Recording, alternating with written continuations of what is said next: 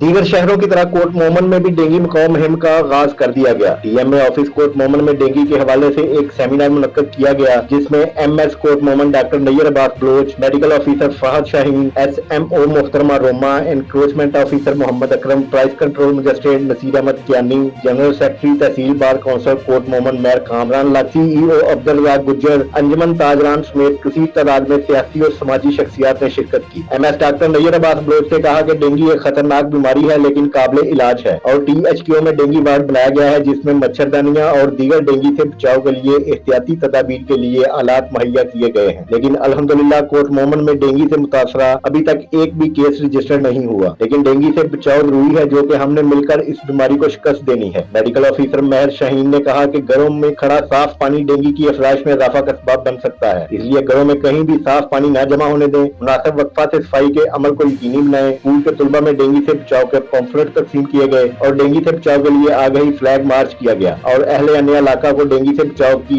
Awareness दी गई।